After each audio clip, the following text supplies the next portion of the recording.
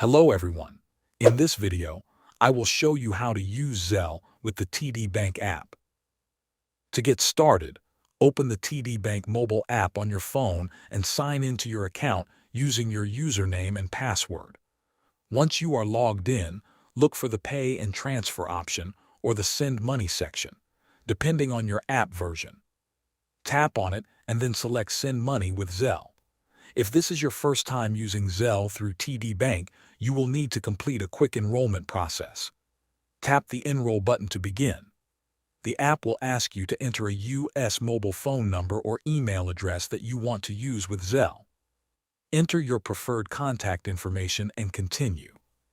Next, TD Bank will send a one-time verification code to the mobile number or email address you provided.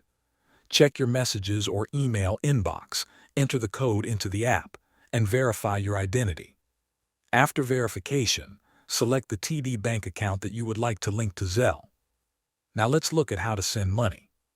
Return to the Send Money with Zelle screen and tap Send. You can choose an existing contact or add a new recipient. If you are adding someone new, enter their name and the exact mobile number or email address they registered with Zelle. Enter the amount of money you would like to send. When everything looks good, tap Send to complete the transaction.